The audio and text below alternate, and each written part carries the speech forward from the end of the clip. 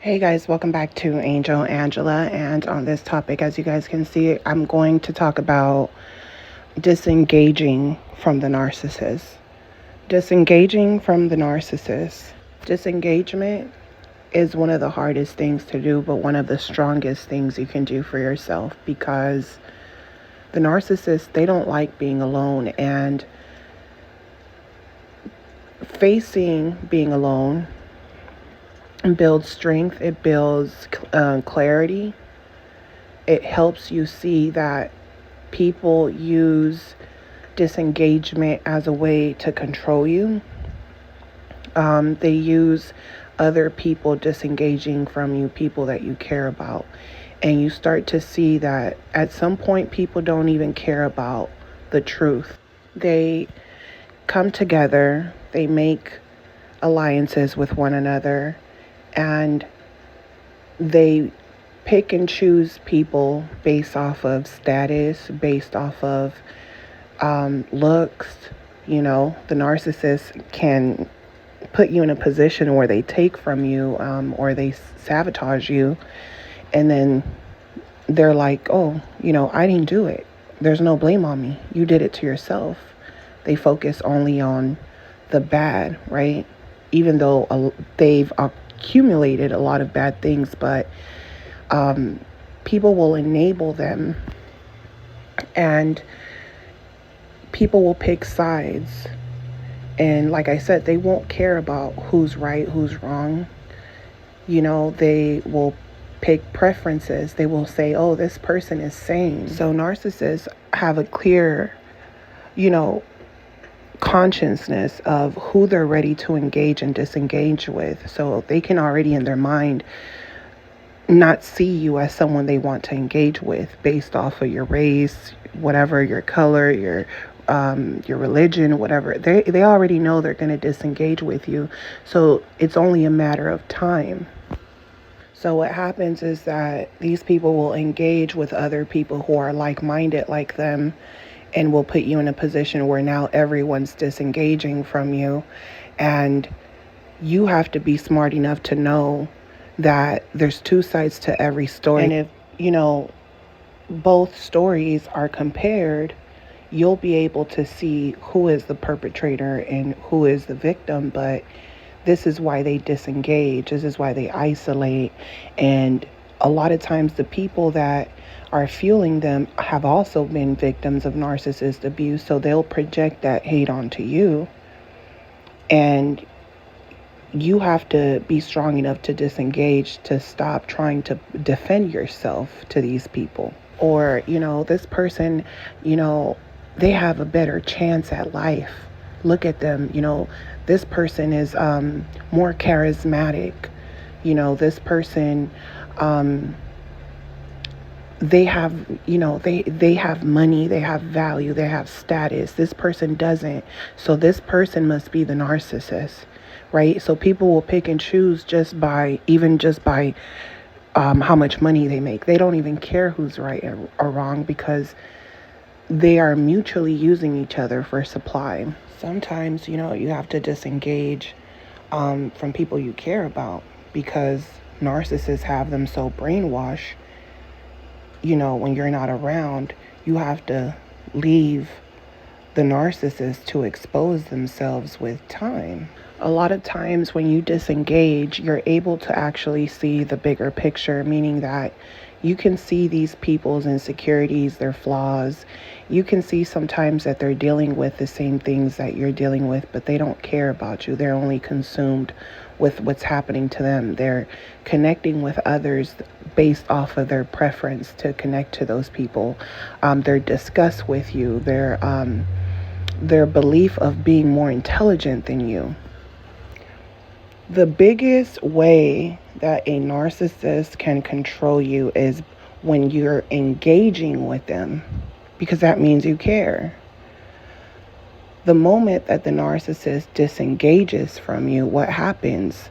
You go and you chase and you run after them. Why? Because the narcissist is in a position of control. And they know this because they usually engage with you, love bomb you, spend time with you, get what they want from you, and then they disengage.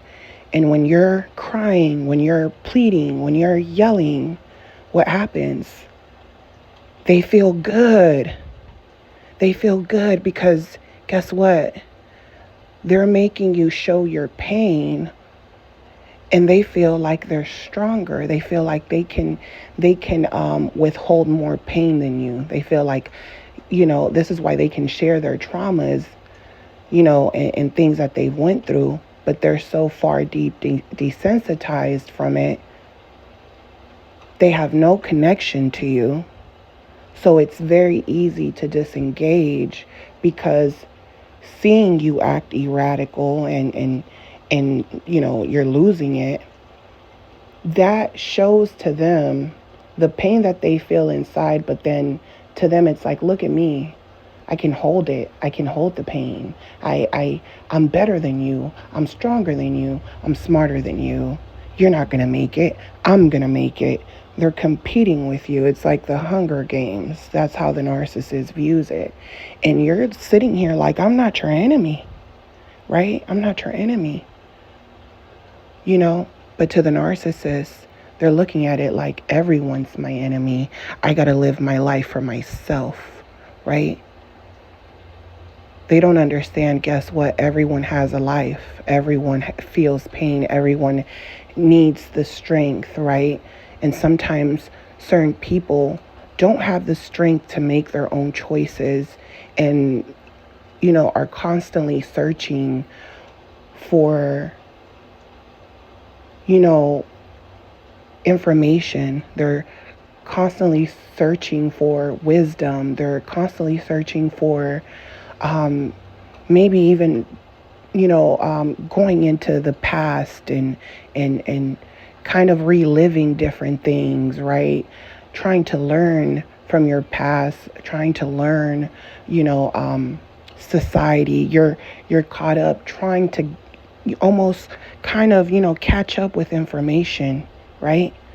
And the narcissist knows it. A lot of times they connect with you through groups. They connect, with you through church, cults, different things, right? They're engaging with you. They're drawing you in. And this could be anywhere. They can take you to a church, right? They're engaging with you. They're so nice. They're smiling with you. Hey, it's all filled with love. It's all, we look out for one another. There's bad people out there, right? These people don't, they're not affectionate. They're not aware. They only think about themselves, right? We're your family. We're your spiritual family. They're engaging with you, and while you're engaging with them, they also know that this means you have to disengage from the people around you, because you're going to start paying attention to characteristics about people, and you're going to realize that a lot of people are disengaged. They're so engaged with their own world because they feel like, hey, this is my world. I have to live it. I have to survive. You start to realize you almost feel like there's no unconditional love within people. They're not willing to sacrifice themselves for you. They're kind of like, you're on your own. As close as we are, you could be my sibling, you could be family. As close as we are, I have to live for me, right? And it'll freak you out. Or you're still trying to figure it out. You're still in confusion. Or you're looking at other people, wanting certain things that you didn't get or you want. So you engage with people that are showing you love. You engage with these people. And, when you start to question these people, they feel like they saved you from the last narcissist. So you go from one narcissist to another, and you go to different type of people groups, you know, and eventually, if you don't do what they tell you, or if it's not enough, you know, or if you're not willing to make certain sacrifices for this group, for this person, you see that engagement that they had with you, slowly they start to disengage, slowly, and you'll feel the difference.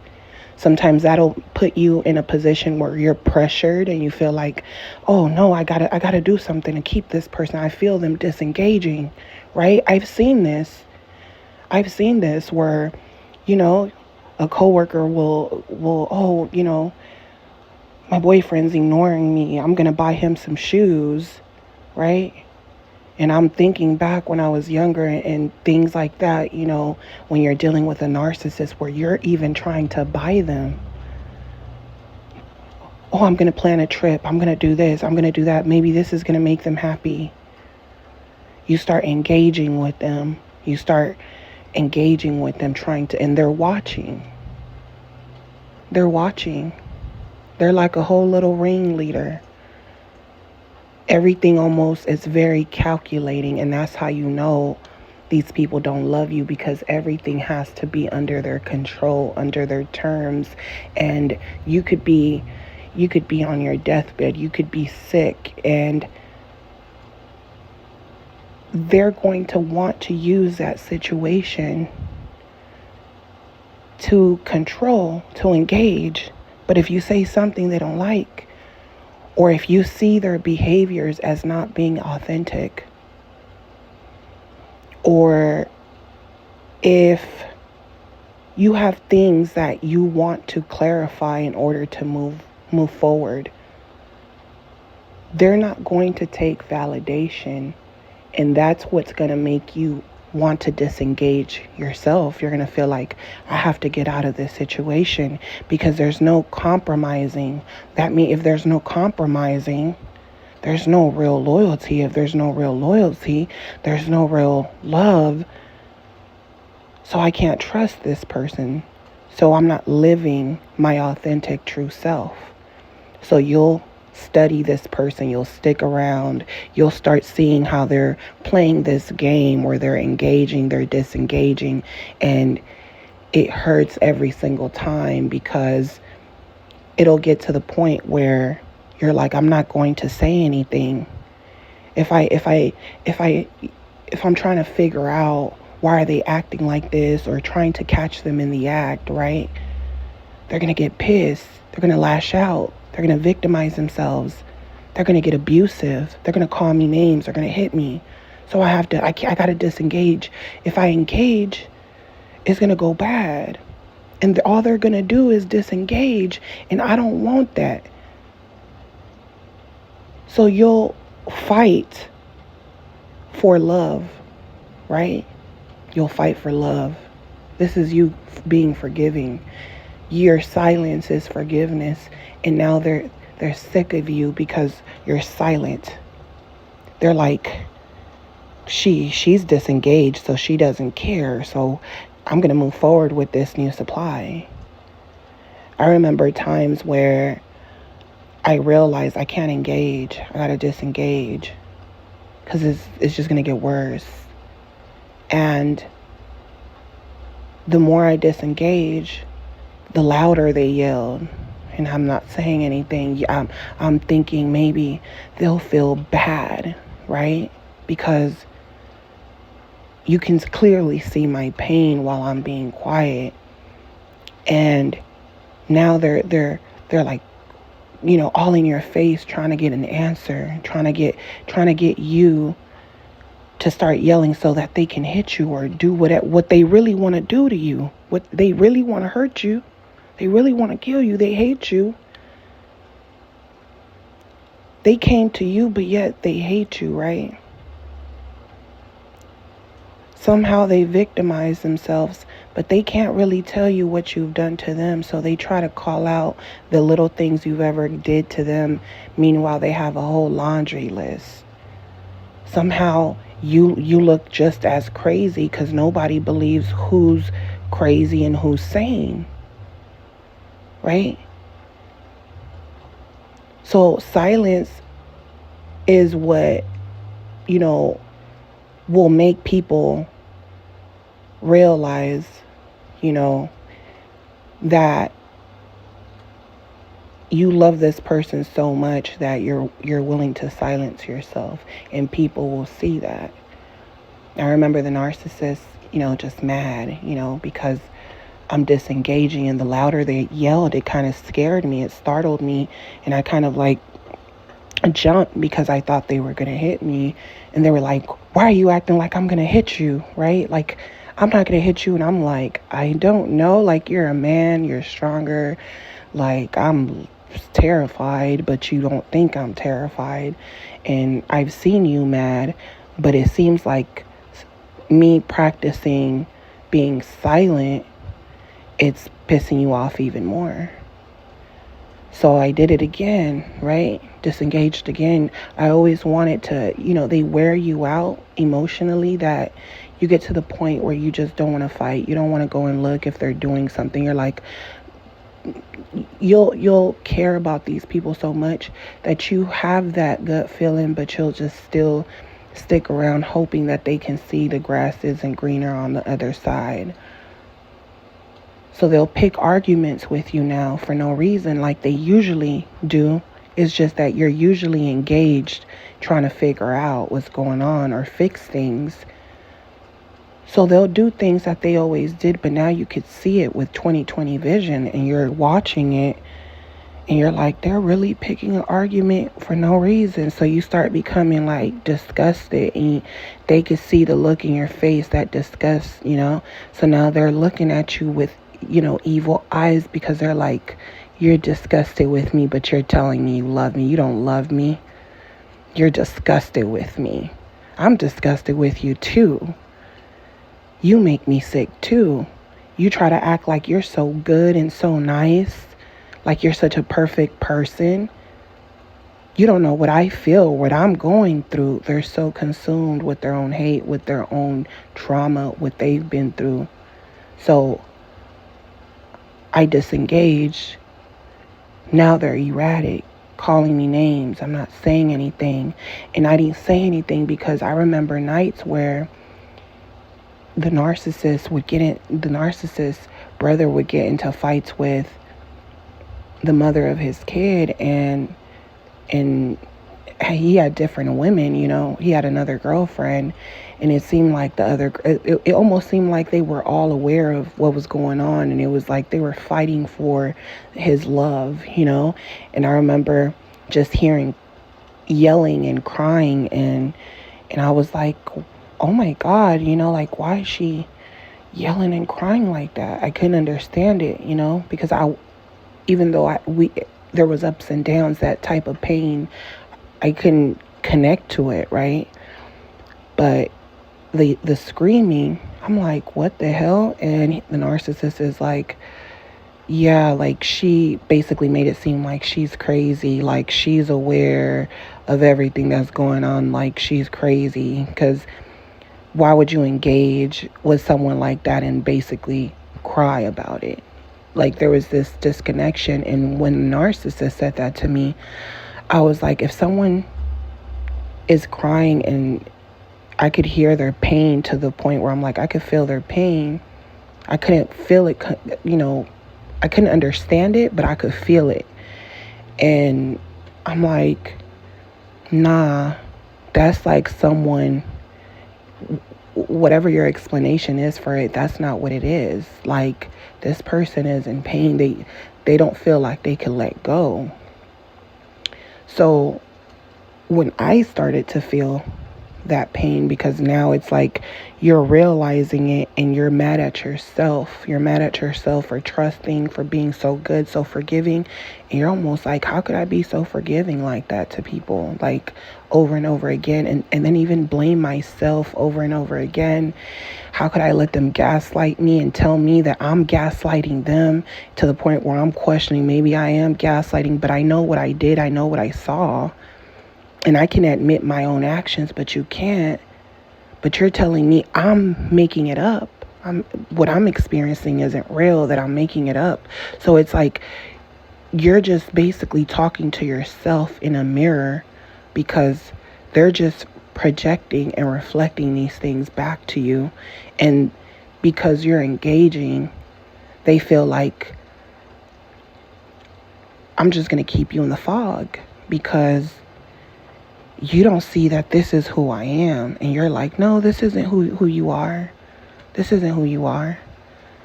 And because the narcissist knows how to engage and disengage to gain control, they're like, yes, I do know that this is who I am and what I'm doing. And you're trying to figure out, do you know what you're doing? It almost, they're in character so well that it's like, do you know what you're doing? What are you talking about? This is why I don't want to talk to you about things. This is why they start trying to disengage, so that as you're trying to explain yourself, they're just cutting. They don't want to hear you, because they're almost like you're lying. That's that lack of accountability. They're like, you're lying, So I realized, regardless of what the narcissist tried to make people believe about me, the moment I started disengaging, because there's moments where you're erratic and you're almost as crazy as them, and that's what they like. The confusion, because they get to go behind closed doors and make you look like the crazy person to everyone. So the moment you disengage, they're going to keep talking about you. The moment you see that they don't stop, you're going to feel like, oh, you got to engage because they done pissed you off. You'll call them, reach out to them. Guess what? They're ready to record you. You'll, go and talk. You want to confront them because you're like, oh, you're still talking about me. That's all engaging with them. So I realized when I wasn't engaging with the narcissist, they know you're getting your power. You're getting some type of control back of yourself. So to them, it's like there's only a matter of time, because you're not chasing me no more. You're just waiting for me to change, and I know I can't change. So, they know reality is going to hit you hard.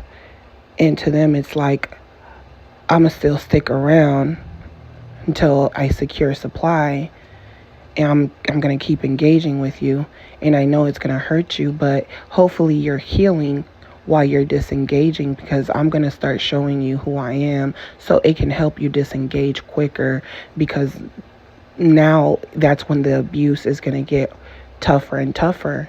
And even with the yelling, even with the physical abuse, the shoving, pushing, spitting, all that, I literally suffered seeing the person that it sucks to love people that don't love you back, but it's a lesson that you have to learn, because if you don't learn that, you'll just continue loving people that are misusing you. So I also realized, hey, if I hadn't went through this, I'll just be being misused and brainwashed, and basically just from one manipulator, one person trying to gain control, being codependent, not being able to handle my own path myself. I'm not going to feel like I can drive my own destiny. So once you start disengaging, they know it's only a matter of time. And what's crazy is that you'll still try to hold on, because you really don't want to believe it. You really hope that a miracle happens or something and this person has an epiphany. But if things are happening in their life, they just stick around so you can soothe them. And then the longer you're soothing them, you're destroying your own reality and anyone around it.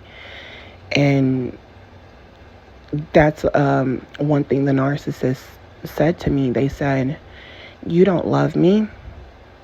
You just don't want to be alone. You're afraid of being alone because you don't have anyone." That's what they said to me. Because you don't have anyone. Because by then, family, friends, no one, I lived for this person. And that's what hurt the most, because it's like, how could you target someone and see each, especially from a big family, the longer you stay with them, right? It's like you're losing until you're by yourself. And that's why they stick around, because to them, the moment they disengage from you and now they're engaged somewhere else, right? They feel like you'll never be able to engage yourself back into your reality, because no one is going to care enough, because no one is going to be engaged with you, because they feel like you won't have any human connections, and that alone is going to destroy you. And when you try to connect, you're going to be too conscious of things, where you're going to see through people's intentions and realize that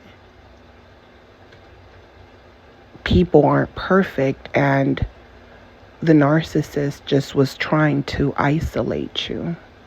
Meanwhile, they told you they didn't get along with their friends, family, people. I'm going to do this. I'm going to do that. I'm going to get away from them. I can't wait to get away from them. Do this, that. They're making up all these. It's just this delusional world, right? But they're only almost putting themselves in a priority where it's like a fantasy world, right? And you're thinking, I thought life is about love and trying, knowing that one day, making a life for yourself, right? You're thinking about life. You're not thinking about death. And that's the thing with people that are searching. They're constantly searching, thinking about life. They're not thinking about death.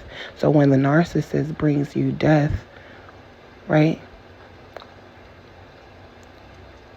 People are uncomfortable with changing behaviors because they are fearful. And only someone who is fearful is going to manipulate, because they think that they can control everything, right? They act like God. It's fear, because they want to control everything because they are fearful. They're paranoid about controlling everything around them, because they think they can be one step ahead of God, because they feel like they see things coming, and then guess what? Things hit in a very different way, and they didn't expect it. And then they'll come back to you, right? And expect you to heal them. And guess what happens? They start feeling invincible again. They have no fear. They're driving fast, smiling at you, laughing, living every day like it's their last. Oh, screw everybody. I'm going to do this. I'm going to do that. They get their fuel back. So when you get in a position where you're like, I got to put myself first, and they see that you're gaining your confidence back regardless of how they treat you, that makes them mad. And that's why they disengage. Don't you realize that they come back when they see that you're doing better and they want a taste of it? But it's only because they want you to disengage from the new reality that you're building for yourself. Because to them, it's like, I can't face my fears, so I need you around just in case. I need people around. Yeah, I can do things on my own. I'm strong, I'm smart, I'm intelligent. More intelligent than you. That sarcasm. So they engage feeling like, I don't need no one. So you're thinking, oh, they forgive me. Oh, they're remorseful, right? The narcissist plays the role so well because they need that comfort from another human, right? They deny God, yet they're seeking for, you know, for people, for comfort, because they feel like, hey, I could do it alone. I'm smart. I could do it alone. I don't need no one. It's just fun. It's just fun. They make excuses to why they're doing what they're doing, but and a lot of them will tell you they can't be alone. They're aware of that. You know what I'm saying? But yet they're trying to make you face these things on your own because that's their worst fear. That's their worst fear. And a lot of times the way it happens is that it's their worst fear. So they put that, they do those cycles and patterns based off of fear, and now they put that on you because now you're up and down, but then you don't got nobody to hold you up. They got you, they got other people, and then they come to that epiphany, oh, okay, if I disengage now, you're going to be worse, you're going to be facing my fears. And they become aware of that, and that guilt of that they really effed your ish up that bad, right? It was fun while they were doing it, right? It was fun while they were doing it. But then they realized, hey, I pushed you off the bed and you cracked your neck, and now it's gonna get serious and I could get in trouble and something can happen, or you can hurt me because you realize I did what I did. So now that fear comes. So what do? They bully you. And you're like, I can't take no more. But now they're looking at it like it's me or you. You might do something to me. You might want to hurt me. You might try to go talk to the new supply. So to them, they almost look at it like it's me or you. And they'd rather have you face that fear than themselves. So that guilt will tell them, I'm going to disengage with this person. I didn't force them to be with me. They're the ones who did this to me.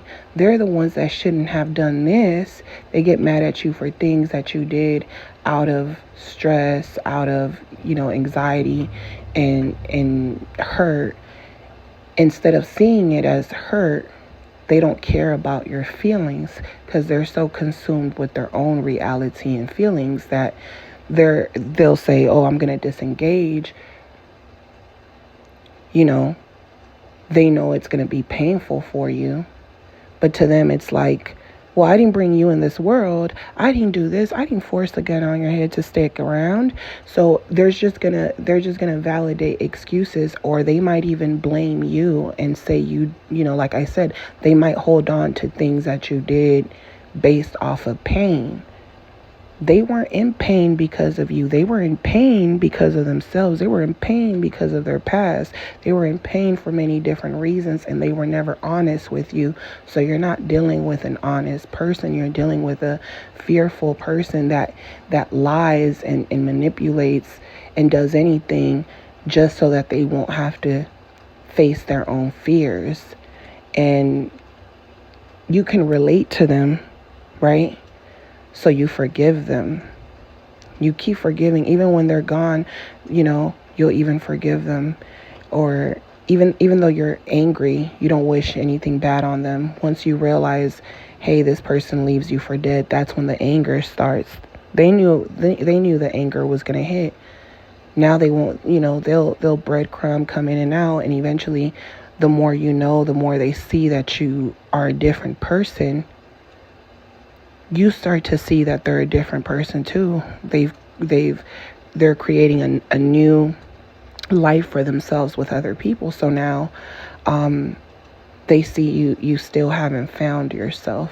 And now that's when they'll completely disengage, because to them, they feel like they already know how your life is going to play out. And they don't feel bad about it because they feel like that's how it would have played out anyway, because that's all you deserved anyway. They almost feel like you're lucky you even had someone like me. Like, I'm the one who brought awareness to you, but the only awareness that they brought, right, was of dealing with people who control with engagement and disengagement. Those are the only things that they've taught you. So, but to them, that's a lot, because they're like, hey, if it wouldn't, have been for me, you wouldn't know that people engage and disengage from you, and they do it on purpose. It's not by accident, because they were disengaged from you a long time ago. Even from your childhood, they were disengaged. They didn't think you were that great. So they wait, sometimes even when you're older, and then they bring up things from the past.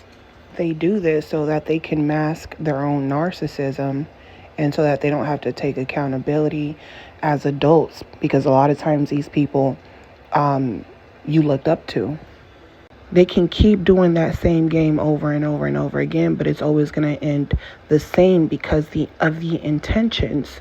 So when you have friendships, relationships with people, you have to think about the intentions, right? What are the intentions behind it? What does this person want from me? So, as I've told you guys, like, I don't talk to my narcissistic brother, and to him, I'm the narcissist, let you tell it. But if we were in the court of law, in the spiritual court of law, hey, I had your back when, when you had a kid, and they were trying to put in your baby mother was trying to put you in jail. I was there for you. They could have locked you up, and I'm the one who was talking to her and her mom and told them that you're just a young kid that just needs direction, and you're very aware and responsible, right?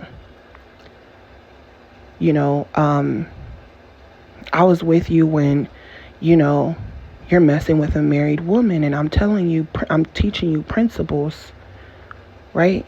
I'm teaching you stuff, but you're not seeing it as that. So the narcissist, that's the energy they give. Like, I'm teaching you something, but they got something to gain from you. They're using you for something. I don't got nothing to gain from you. So to me, that's love, right? You didn't listen to me. What happened? You thought everything was a joke. You thought the husband coming up and confronting you, and you didn't want to confront him because you were too scared. So you put you put me in a position where now I'm out confronting your situations, shit that you gotta handle in your reality. That's love. That's me sacrificing myself for you. Because anything could happen. And you're like, oh, nothing's going to happen. I could beat him up. I could do this. But you didn't do it. You didn't even want to come outside. You're scared. You were scared in the cell. You were scared. You were scared. What happens? This dude committed suicide. And guess what? I'm the narcissist. But, because they're the victim now. They know about narcissist abuse. This word gets thrown around. That's why you got to be careful with people. Because there's two sides to every story. I put myself in your shoes. You're young. You're looking at me as someone. You're looking at me from what you remember when I was a kid, and as an adult, my life has went on. But because you're still immature, I have to feel sorry for you, because you don't even understand what you're doing. You're just being narcissistic. You have narcissistic traits that you aren't aware of. And that's a problem. Because you can't even deal with really thinking things through. You're too into yourself, into your own reality, into your own pity party of what you should have had. I've already went through that. I already moved past that. You got to be happy with what you got. Then, you're not thinking you put your whole family in danger. Now this dude commits suicide, and and you're nowhere around. You're pointing the fingers at me. But I can say many things that I've done for you and had your back, and not once did you have my back. my graduation card, when I graduated college, he wrote on my card, you know, you're still low class. And I'm like, why would you write something like that when people are bettering themselves? You know what I'm saying? So that's, and if I bring that up, he's going to say, oh, I can either, what did he say? He said, I can't admit or deny that because I don't remember. And I'm like, there's a lot of things you don't remember. It seems like you just recreated your own story. And he said, no, it seems like that's what you did. So it's like you can't even engage with these people because all you'll do is go back and forth and you're trying to explain things to them. You even want them to explain what it is that you feel like I've done to you, and you can't fault someone for a mistake when they've been there for you longer, and had your back through a lot of things, and you've never really been there for me. What do I have to gain from you? You don't got nothing for me. You don't got money, you don't got nothing for me. So I realized, you got to disengage from these people. And a lot of times you feel like you're forced to engage with them for certain reasons because you love other people so much that you don't want people to pick sides because it's immature, because guess what? We're all going to die. And it's like you're trying to figure out how to move past things, right? And what he said to me, I'm like, sometimes you got to work together. So sometimes you're forced to engage with them. You got kids with them. You're forced sometimes to engage with them, or you don't want your children to suffer. You don't want your kids to suffer. You want them to engage with their cousins, or you want them to engage with their, you want people to engage with one another because it's not good to be alone. Loneliness is painful, sometimes people don't get along, but you're stronger together. So you understand that principle. And it seems like people are so consumed with their own fucking greed. You just don't know what to do. And, you almost feel like you keep being good to people that don't deserve it. But then you also don't want anyone to have any regrets, So I'm engaging with him because I'm like, my mom, she's sick. She's having, health problems. The doctor said it's serious. She could die, and we just went through a death in the family. So I lost a baby, just went through a death in the family with someone close to me, like almost like a little brother, my cousin. And now I'm hearing this news about my mother. So it's like the shit don't stop, I went through the things that I went through. Now I understand. I went through these things that I went through with the narcissist. We go through things with narcissistic people because we have to learn to use our brains to figure out what to do. And as much as, guess what? My mom, she doesn't want to stress me out. She didn't even really want to talk about it. And then when I start crying, she's like, see, this is why I didn't want to tell you, because I knew you would get emotional. I know how you are. I'm very emotional. And it really messes me up because I could just feel her pain. So now she worries for me and I worry for her. And she worries for me because she doesn't want me to be, alone in this world. And I don't want her to not have contact with my siblings, or she has contact with them, but because we don't get along, I feel like, every day to me, it's like I have to talk to my mom. Every day I have to talk to her. I only want to be around people that love me, that I love. And, I also want my brother to engage with her. Because then he might regret it later, Yeah, he talks to her, but I'm like, you live so close. How come you never take her out to eat? Do something, with her. You live so close to her, and, compared to my other brother who lives out of state. So I'm like, you live so close, you should be like engaging with her and like understand that one day you're here, one day you're gone. But when you're young, you're just kind of like building a life for yourself. You leave your parents, people behind, and you don't even realize that just the fucking call every day makes them feel comfort. And that's a sign of them of love, because it shows you're thinking about them. You know that they're alive. So when the narcissist, what I learned about the narcissist abuse is that when they disengage from you, that's someone showing you that they're not willing to work things out, meaning that they don't love you.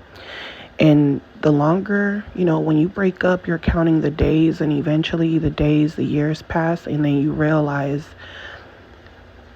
every day that you cried for them, weeks, months, years that you cried, was you mourning a person that didn't even exist, because someone who loves you, whether the relationship works out or not, they got to see you up close. They got to see your soul.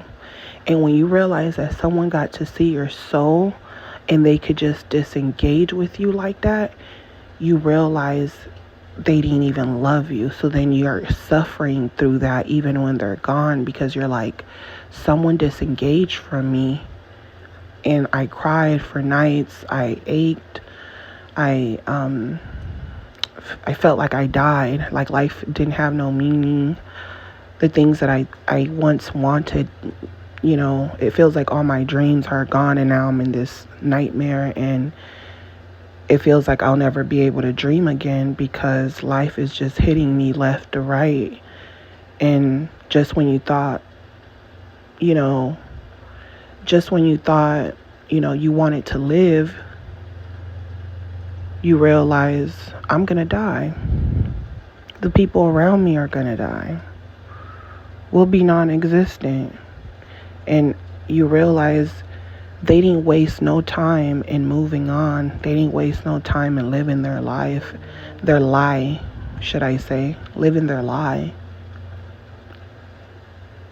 And you did. So it's like a lesson about not staying stuck, not staying hurt about people who don't care about you, and not engaging with them, because we, as an empath, we always want to engage with them, and sometimes we have them in our memory, and a song or a movie or a joke or something comes on, and it triggers you back to the good times, and then you'll say, I'm going to call them because I'm going to engage with them. Maybe we could just be friends, or maybe, I just want them in my life because I cared about them so much. And then when you do, you end up making yourself mad, because they're like, fuck you, bitch. Why are you contacting me? I still don't care. Ha ha ha, you're sad. And they still got this arrogant behavior about them, and it's sick. And you almost feel like something's wrong. What's the point on life when everyone is so consumed with themselves, and you're watching shit happen before it happens, so you're constantly in pain because you just see everything coming. And with all that fear, you ain't got no one to run to. So as weak as the narcissist tries to make you feel like you're stupid and weak, that's not the truth, because they can't be alone, and you're dealing with those fears every day when you wake up, when they're trying to forget, using a new body and losing themselves in sex and addiction and pornography and fake relationships with people that don't even give a damn about them. And it's hard to find people that can see your spirit, see in you, and care about you. But at the same time, the narcissist never feels worthy of that type of love, because they're like, they already know all the shit that they've been doing the whole time to people. So to them, they don't feel like they're worthy of that. So they don't think about that. They don't think about those type of emotions. And then they eventually don't feel that, that those emotions are irrelevant to them. They'd rather make money, steal. They'd rather use people or act like they're good people also to get things out of people. You know, there's always this thought in the back of their head. No matter what they do, there's always this thought about how they are being seen by people. There's always this thought of, I'm getting supply, and they know that. And they know that even if they try to change deep down, they're, because of their personality, their personality, they, even if they want to control it, in moments of sadness or something that they feel is to them, it's meaningless.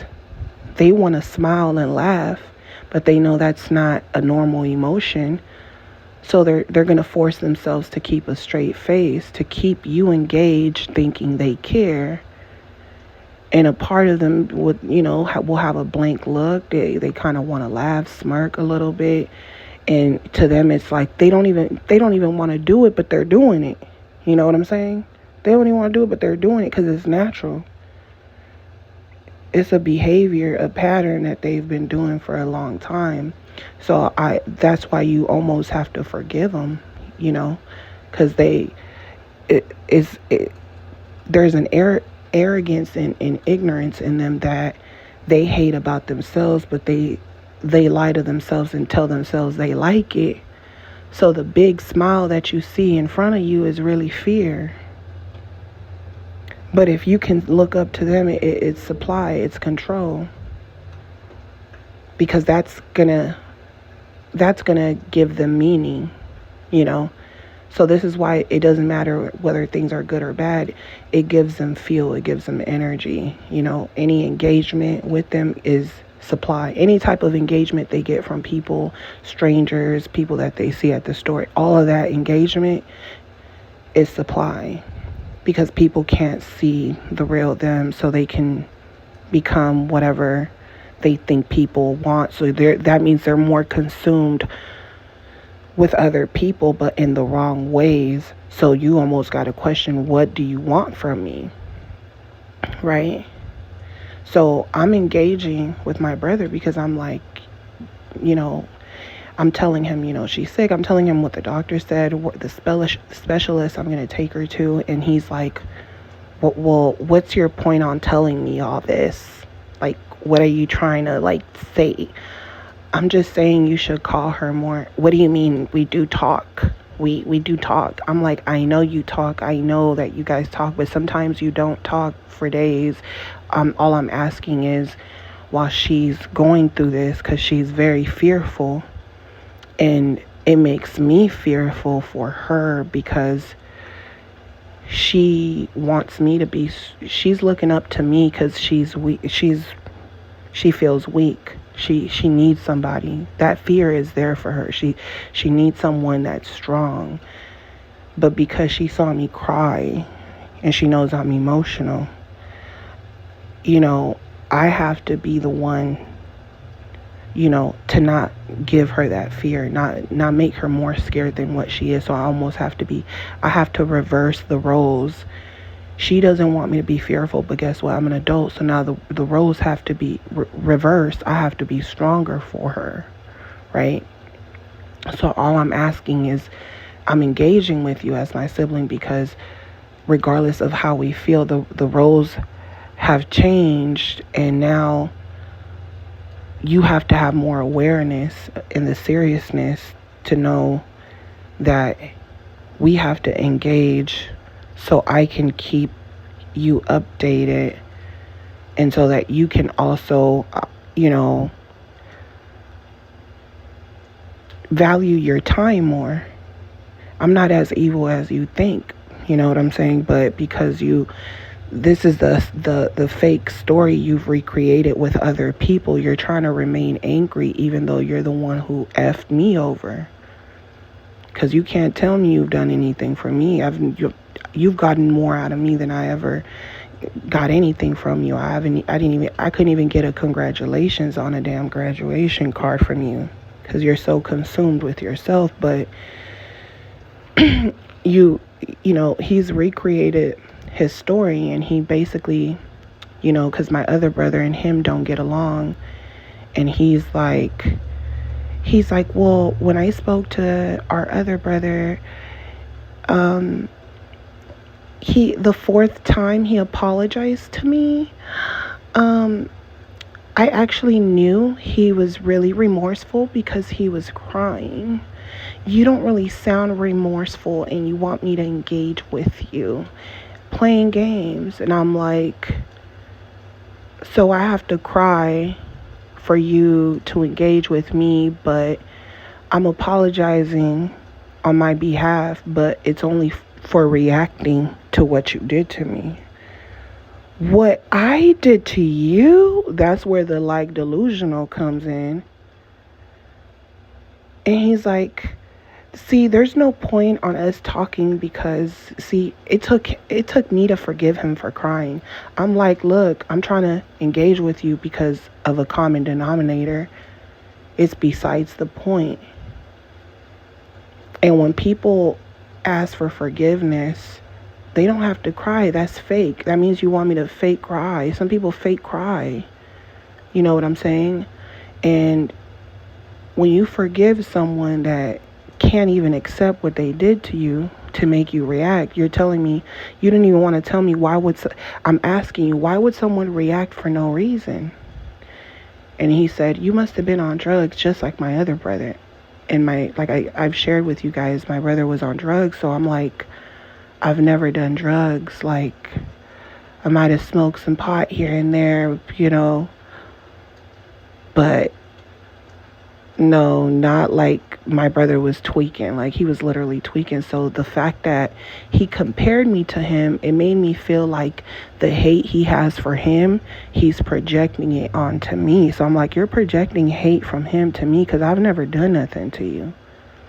We had one argument in our entire life, and it was a cause of you getting physical with me. You hit me, you sucker punch me, and I'm a girl, you sucker punch me. It should never get to the point where a disagreement gets physical within siblings, because I'm not putting my hands on you. And then on top of that, you're a man. If a woman isn't putting her hands on you, you shouldn't be engaging with her like that. You have your own issues that made you snap, and you have to take accountability for your anger issues that you had at that time that you projected onto me, because I'm not a fighter. And he's like, oh, well, you used to fight when you were in middle school. And I'm like, you know how long that was? I look at myself like I'm a whole old lady, like, how can you bring up something from middle school? So that's how I know, like, his brain is just ignorant, And I'm like, look, I'm engaging with you, and I don't got nothing to gain from you. What do you have? You ruined my reputation. You went and made up lies to my family about me to make me look like this bad person. What do I have to gain from you? I'm engaging with you because of the love for my mother, because I can't feel sorry. I'm sorry. I can't. I could mend things with you, but I can't say sorry I can only say sorry for what I've done, but I can't be the only person held accountable when you're the one who took it to another level. And not just that, but the argument started because of you started getting crazy, And it was something so small, but you should take accountability that maybe you were angry. Because if you say that, I'm going to know, hey, I know that's true because you were dealing with a lot. My brother was on drugs. You were on fight or flight. So that's understandable, but they don't take accountability for nothing. You know what I'm saying? And that's the problem. And not only that, you made it seem like I'm some type of serial killer, crazy weirdo to my family. And I already was having problems with my narcissistic family. So all you did was go over there and give them supply, and they are not your immediate family. You didn't grow up with these people, and they've done things that they've crossed the line with your own mother. They've abused your own mother. So how could you go running to people that abuse your mother, who are victimizing themselves And my mother is just over there being good and forgiving to everyone, and she still talks to them, still checks on them, but you're missing out on a person who has a big heart because you feel like they didn't provide you with all the riches of other people that you look up to that aren't to your aunt, who isn't your mother, period. That's not your mother. That mother's love is not there for you as much as she's around, but she does things to trigger me. She does things because narcissists get with other people, indoctrinate them, and then they use those people to piss you off. It's like indoctrinating your kids to be against their mother or against their father. So they do these things, and it almost seems like they do it strategically, because to them it's like they're just trying to connect to you, because they know, narcissist family know you want to disengage for them, so they try to latch on to people to engage, to have always some type of engagement towards you. So during the conversation, I'm like, I don't got nothing to gain from you. I'm just letting you know. He's like, well, what are you trying to get from this? I'm like, nothing. I'm just letting you know, don't go days without talking to mom, and that's it, And it was that attitude, like this attitude. He's like, what's your point? Okay, well, did she see a specialist? Like, it's very weird. It's like they're just not emotionally there. It's very weird. So then what he tried to do is he tried to gaslight me by telling me, oh, you don't remember what happened. And I'm like, I remember exactly what happened. I can tell you what happened detail by detail. Detail by detail. Can you tell me what happened by detail? Like, why would we even get into an altercation? I just want to know. Like, what's your story? He said, I guess that's the story you made up. I'm like, okay, what's your story? What happened? I don't know. I think you were just tweaking like him. I'm like, no, you're projecting him. We're not the same person. He's on drugs. I'm not. I just want to know, what do you think? Oh, I don't know. So that was his story, and that's the same story he went and told other people. And when I went to visit my grandmother, I'm telling my aunt, that my other aunt is I'm like, she's a narcissist or something, because she went and told my grandmother to lock her door, that I might kill her or hurt her at night. And I'm like, why would someone say something like that about me? Like, why would they think I'm just this wicked person? It's weird. So I'm calling this person a narcissist. Now he told on himself, and now I'm like, oh, I'm calling people narcissists because people are acting weird with me. And, you told people I'm on drugs when that's not the truth. You didn't want to tell people the truth. You didn't want to tell people that you put your hands on me when you did what you did. Just like you did it to your child's mother, and that's why you don't see your child now. You did the same thing, and it was crazy. The narcissistic women come running, chasing after these men, helping them, and then they put other women down when they're the ones who've been abused by these men who are delusional, crazy. They needed their daddies to, influence them and guide them. They're acting like women. These men are acting like women, catty and weird and mad at you, mad at their mothers, mad at people, blaming you.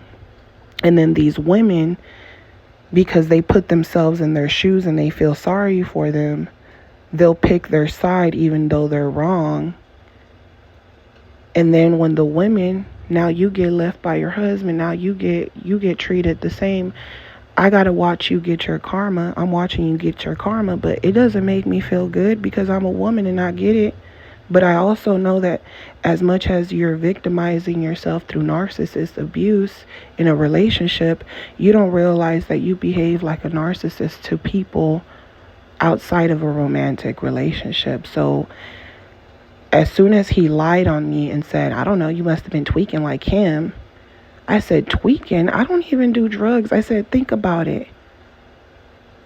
How would I work in a hospital and take care of patients and talk to coworkers and deal with being a people person and engaging with different personalities?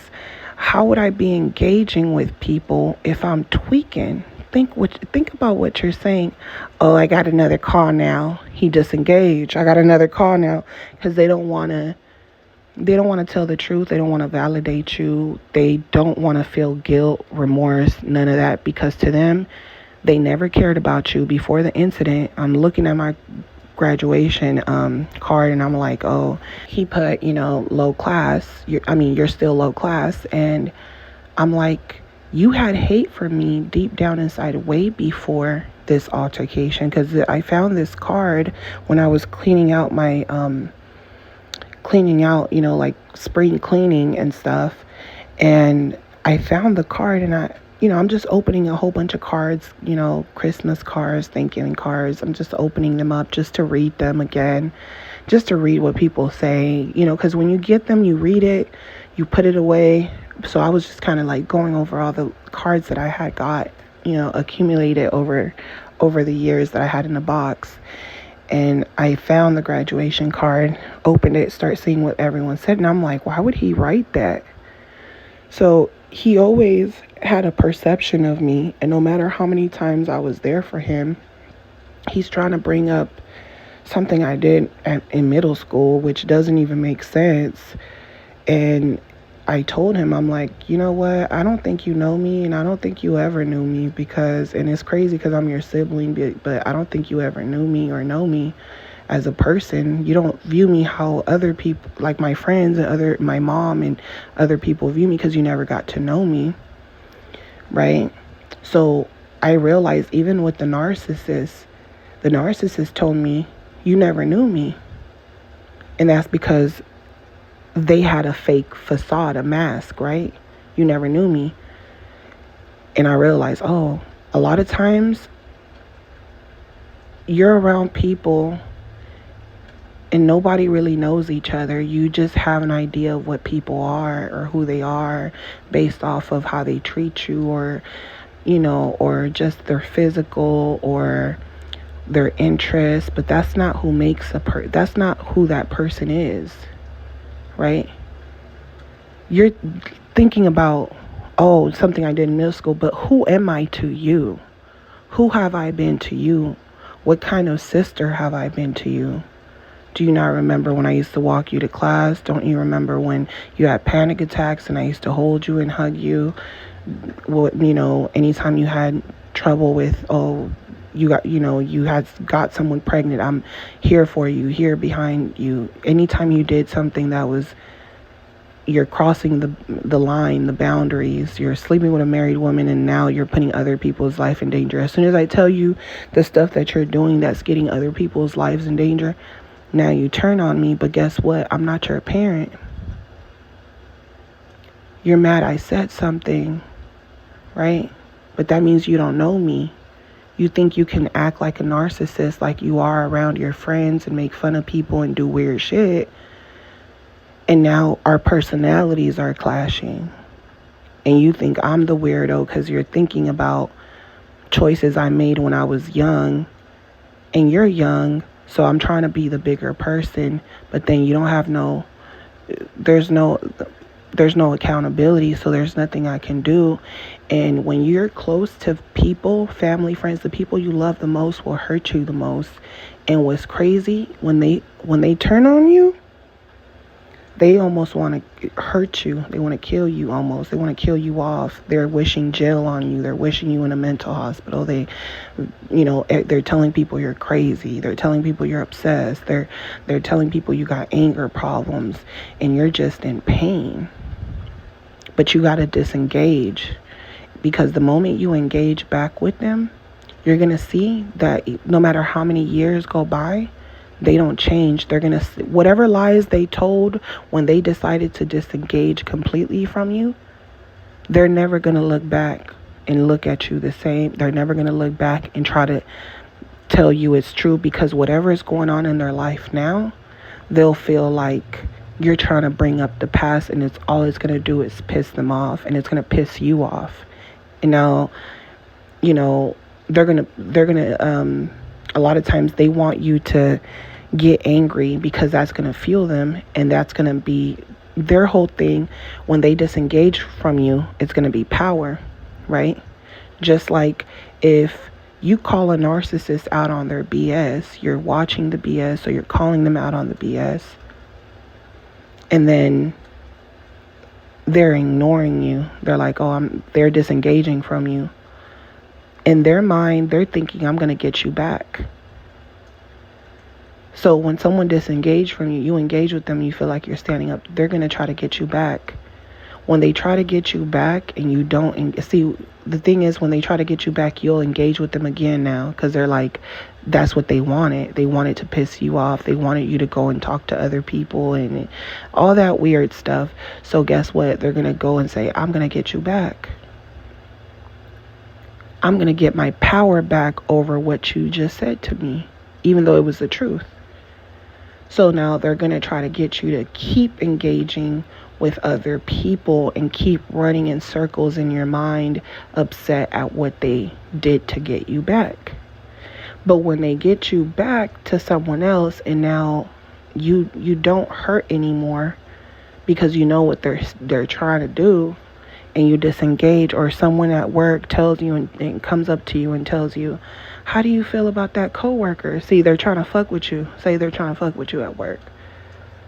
Now someone comes to you, oh, do you get along with so-and-so? Oh, so-and-so gets on my nerves. Oh, I think so-and-so be stealing. Oh, I think so-and-so, I think they're on drugs. Oh, I think so-and-so, they're kind of slow. So they'll talk about other people to get you to engage and say something, or agree at least.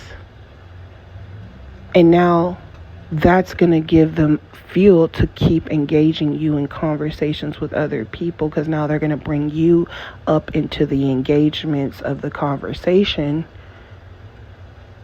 And then they're going to feel like if you disengage and you don't play this game with us, if you disengage, then we're all going to turn on you.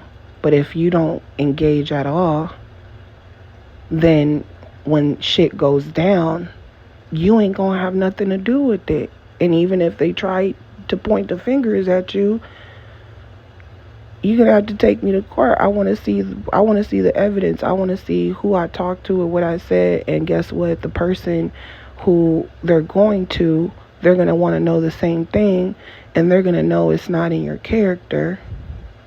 And now they're gonna keep engaging, and you're still disengaging, and they're gonna destroy themselves. And if they do manage to destroy you, it wasn't meant for you. You wasn't meant to be there, because that means the people running the establishment, they're engaging into foul conversations too. So it's just your life keeps redirecting, and you have to know when to disengage and leave things behind, because your life is you're going to have to keep picking and choosing when to engage and when not to engage. You're going to have to be able to speak your mind and be able to disengage right after it, and not let it bother you, not feel like you have to go drop that burden on someone else. The moment you disengage and then you go and tell someone else what happened, you're basically engaging on it again. You're supposed to let it go. So that's a lesson that I learned, is that you got to disengage, because what happens is that now you engage, right? But now you're dropping that energy on someone else, and it could be someone you love.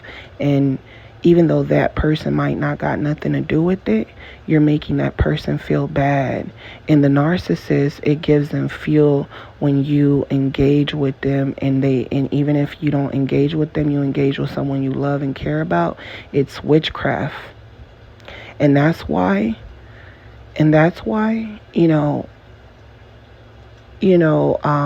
they'll get mad too.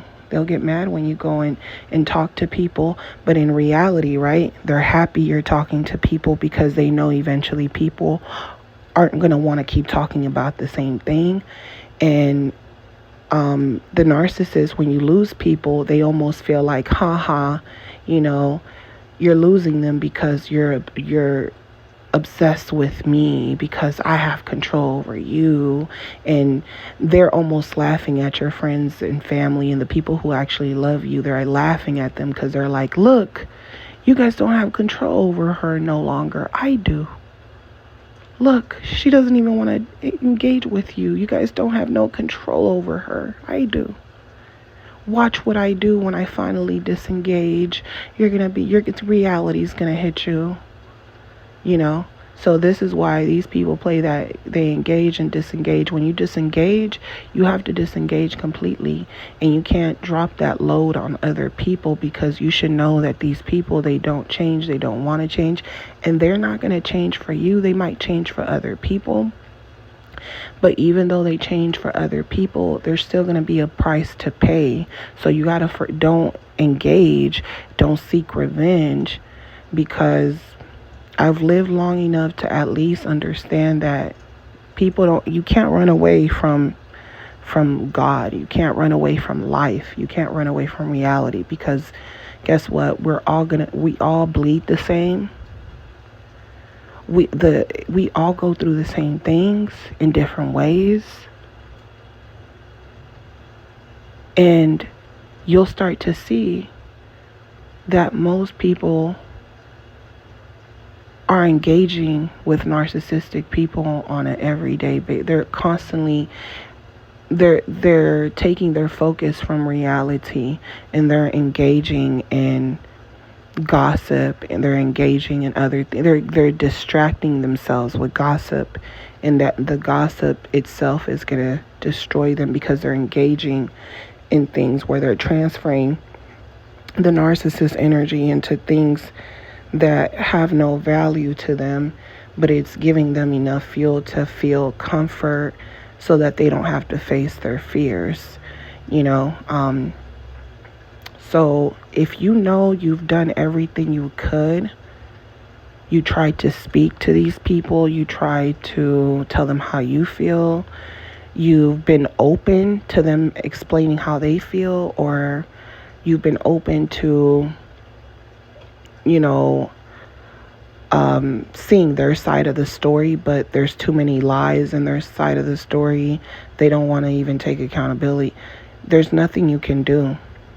And it doesn't matter if time goes by and you start feeling that little guilt of you miss them, or you just wonder how they're doing because you still love them from a distance, and you decide, you're having a moment and you're like, oh, I'm going to go and say something to them. I'm telling you now, disengage, retract, abort mission. You will not you will not achieve anything. I've done it so many times and with different people. It's not going to work. Once people disengage from you and they don't care what's happening in your life, what you're going through, they don't even care if you wake up alive. That means they've just disengaged from you. They don't care. When people come back around, or they check on you and you can tell it's sincere. They feel gratitude, the feelings of gratitude. They can appreciate the small things. Those are the people for you. Some people are consumed with their own life. You can't expect them every day, but when they know you're going through something and they know, hey, they're prioritizing you, and they're engaging with you and prioritizing with you, that shows you right there who's really there for you. People who can, they can drop whatever they're doing to be there for you. And those are the people that you will engage with. Anything other than that, just disengage. Let people be themselves. Let people go through their own life experiences, and and sometimes the narcissistic people, they want you to believe they got it all together, but they don't. You're searching for answers within this, with this person, but they've taught you everything they had to teach you. There's nothing they can learn from you. They also feel like there's nothing they can learn from you, and they feel like, you know, they almost feel like you're going to have to learn new things, new ways. You're going to have to grow, and they don't want to grow with you. You know, so they disengage from you because they don't want to grow with you. Friends disengage with you because they don't want to grow with you.